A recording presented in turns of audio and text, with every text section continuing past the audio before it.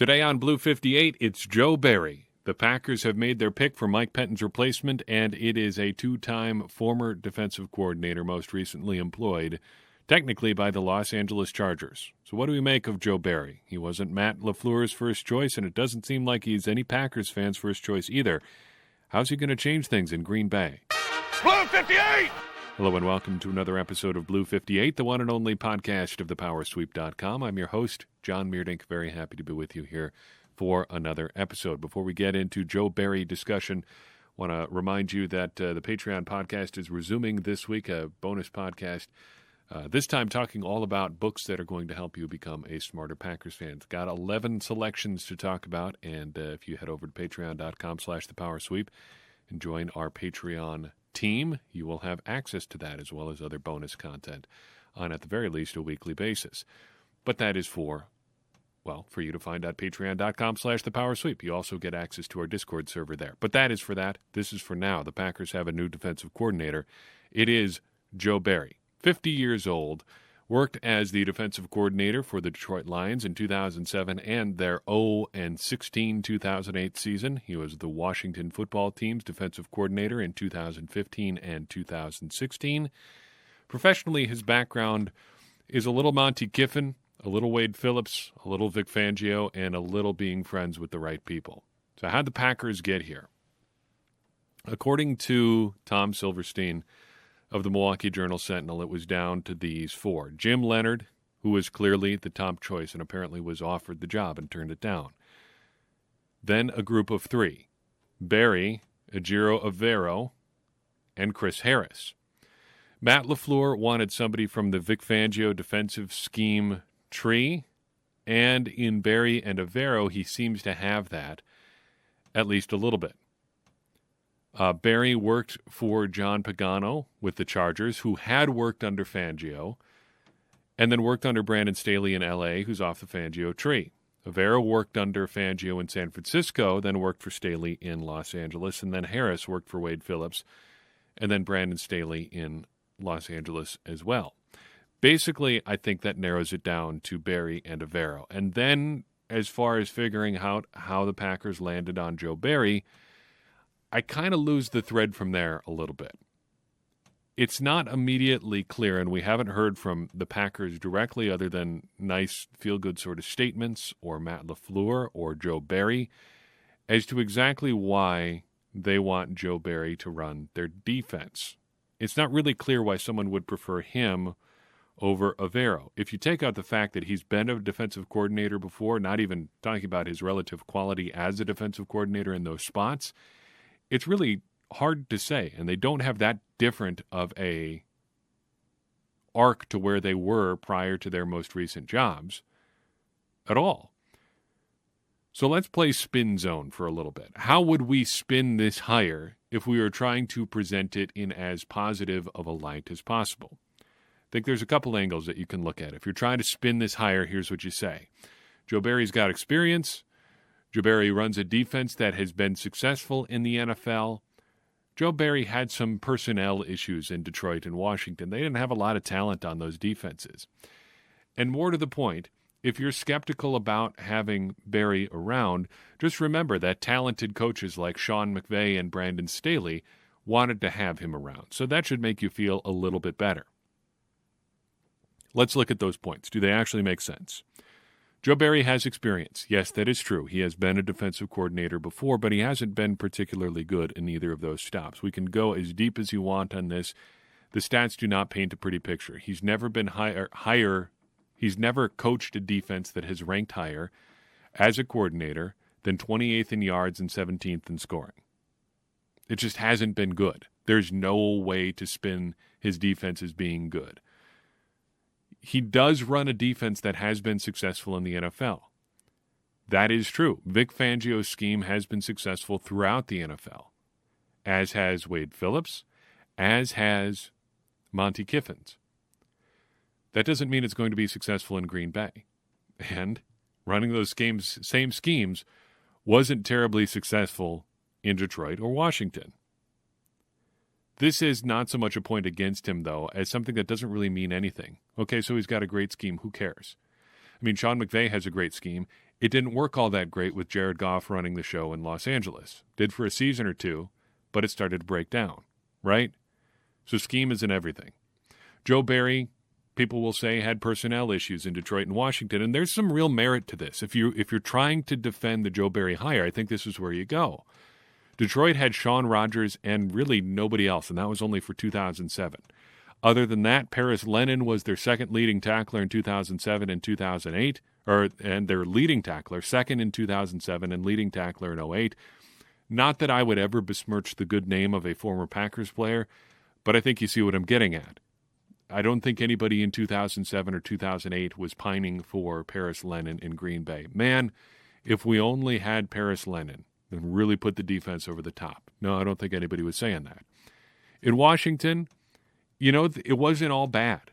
It really kind of boom or bust, especially 2015. They had 5 games where they held opposing teams to under 20 points. That's pretty good. They had 5 games where they gave up more than 30 points. That's bad. And look, we can parse that out a little bit. Something I pointed out about Mike Pettine is that the games that people point to as being really bad for the Packers, yeah, they were, but a lot of the points they gave up weren't necessarily the defense's fault. Take the Tampa Bay game, either one really. The first one in Week 6, a pick 6 and a drive that starts on year 2. There's your 14 points right there. You take those out, and they're down to 24. They were racking up 3-and-outs pretty handily there against Tom Brady for a while, and once the game got out of reach, well, it doesn't really matter anymore. That kind of seems like Joe Barry, at least in 2015 a little bit. The talent level in Washington was not great, but it was okay. Mason Foster, Preston Smith, Josh Norman, probably still 2 to 3 players away from getting to above average territory, just strictly talent-wise, but there's some pieces there. Washington, under Barry, got worked by the Packers in the 2015 playoffs. They also held the Packers to 24 points in the 2016 regular season. Amidst that kind of mid-season swoon the Packers experienced, 4-game losing streak in there. Finally, to the point that talented coaches like McVay and Staley wanted Barry around. That is certainly true. Can't argue with that. They did want to hire him.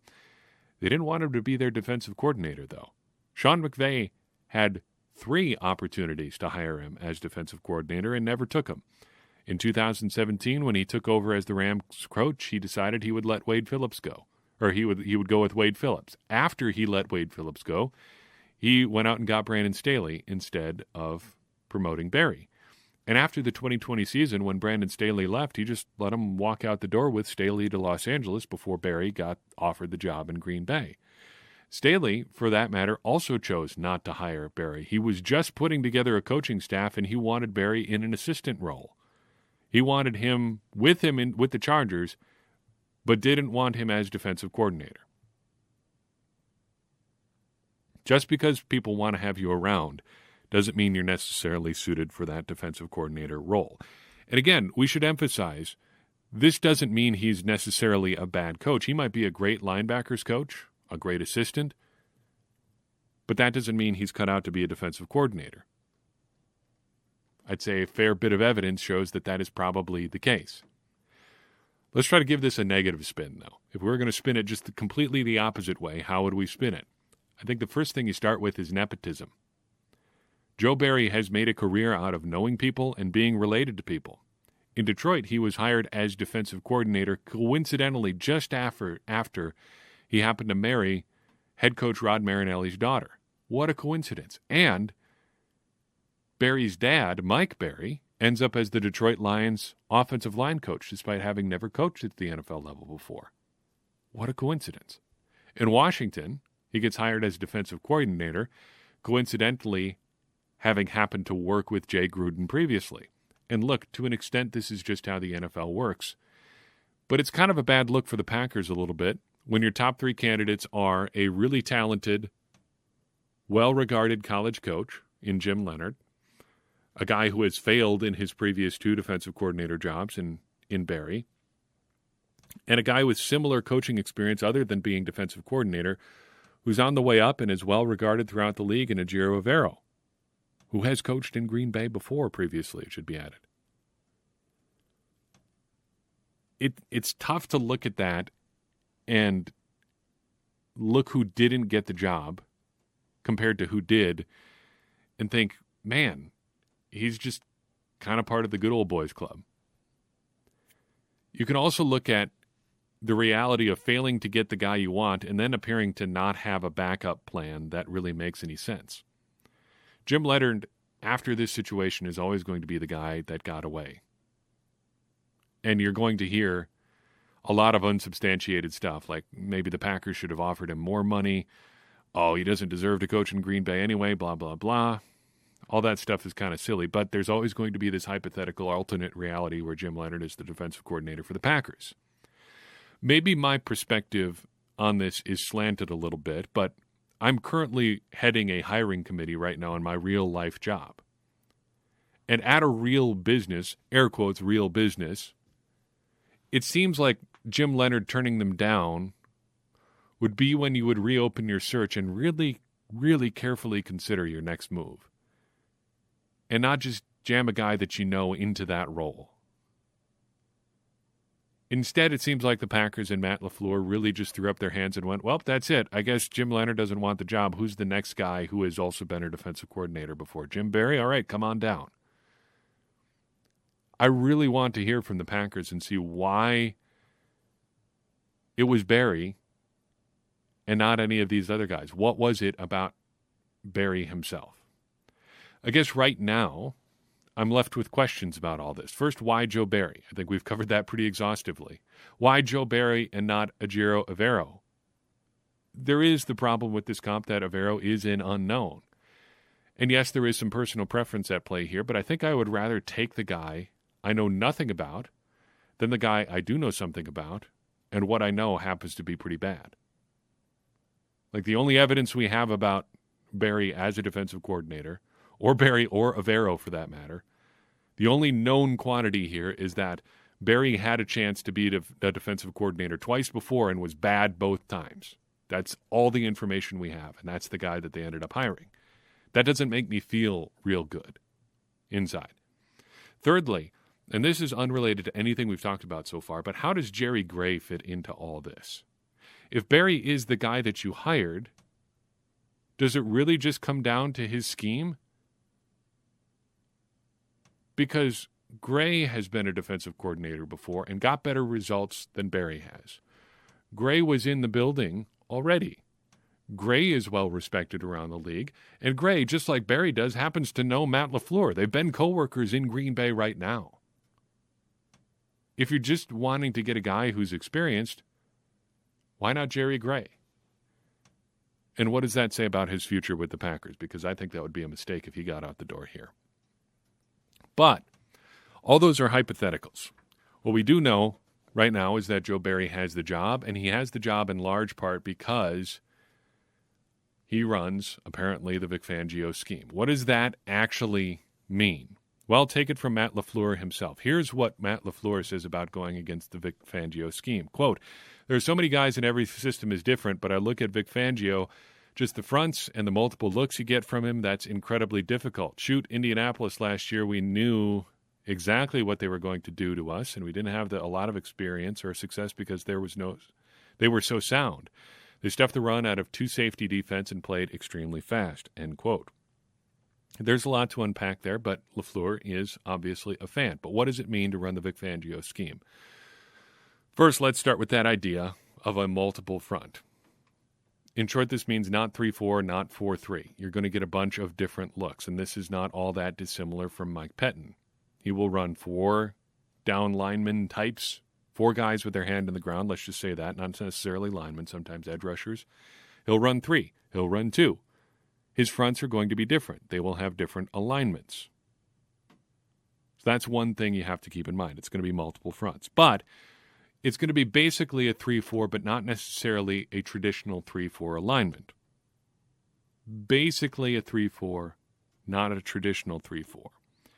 In a traditional 3-4, your linemen up front are largely going to be two-gapping. We've talked about that before. So basically, directly in front of the opposing offensive lineman, trying to hold their ground and watch for somebody to come through on either side of the offensive lineman. That is a very, very basic explanation of what that is, but in short, that's what you're looking for in a traditional 3-4.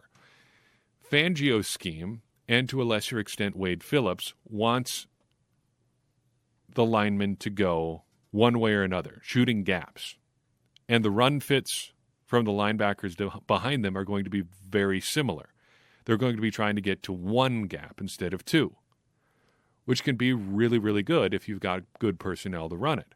But basically, it's trying to be more simple and forcing the offense to react to you and slow down rather than you reacting to the offense. And that's something that I like about this idea. Joe Barry notwithstanding, I like the idea of a more attacking style of defense than the more passive style that I think Mike Pettine played a lot of the time. However, we should also point out that we can probably expect a fair amount of carryover in Pettine's tendency towards playing light boxes. Brandon Staley ran light boxes, so more defensive backs, fewer linebackers and linemen than just about anybody in the league last year, and that's something that I would expect to carry over with Barry coming to Green Bay essentially from the Rams. So if you're concerned about the run defense, there is a point you may want to keep in the back of your mind. What about on the back end? What are we going to be looking for the defensive backfield? This, too, you're going to see multiple things here. It's not straight zone. It's not straight man. It's going to be a lot of different things happening all at the same time, which can cause flashbacks towards Dom Capers, I know. But run well, this can be a really useful scheme. A lot of people describe it as pattern matching zone. So in man-to-man defense, you are matching basically step for step, if you can, exactly the pass pattern that the opposing offense is running. You're standing directly across from the guy and saying, I'm going to follow him wherever he goes, and I'm going to try to stick with him. Whatever pattern he runs, I'm going to try to run as close to him as I possibly can. That didn't always work out in Green Bay, trying to do that, but that is the idea at least. In zone, you're guarding an area, right? Everybody seems to understand that. That's pretty basic stuff. In pattern matching zone, basically it comes down to adjusting your zone coverage on the fly based on what routes the opposing receivers are running.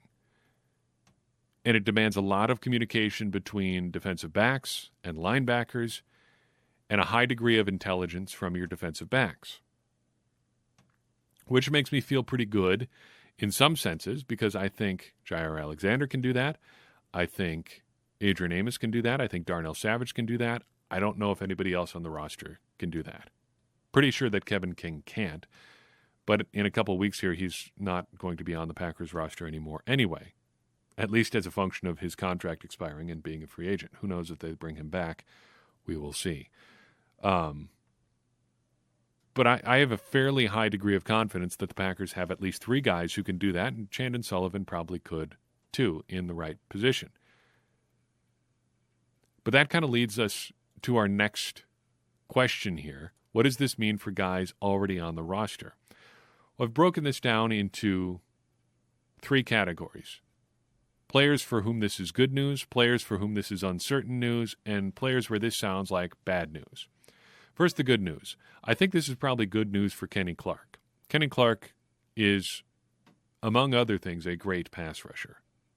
I think he can get great pressure up the middle, and I think reducing his responsibility in terms of just holding his ground and trying to two-gap against the run can only mean good things. If you're trying to just let Kenny Clark get up the field as quickly as he can, I think it's only going to do good things for the Packers defense. So if, in that respect, Joe Barry does what I think he's probably going to do, play that more one-gap scheme, this is probably good news for Josh Jackson, or for Kenny Clark.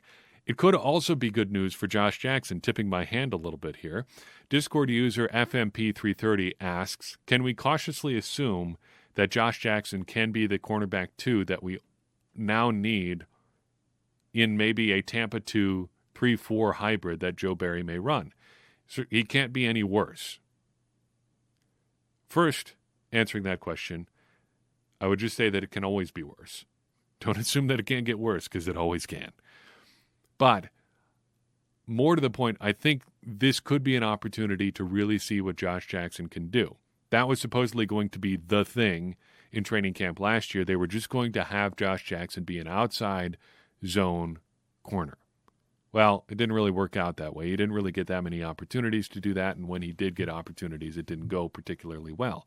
But a scheme change is an opportunity to do new things, and maybe Josh Jackson can finally have an opportunity to do something that he's really good at.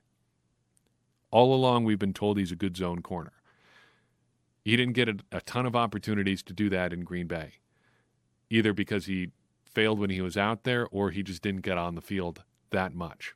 Well, with the new defensive coordinator in town and 1 year left on his contract, it seems like he is going to at least get an opportunity to wind it back a little bit. And don't forget, Josh Jackson is a pretty good athlete. He's got good size. He doesn't have great long speed, but he did pretty well in the agility stuff. There could be an opportunity for him to shine in this defense. And shine is going to be a relative term there.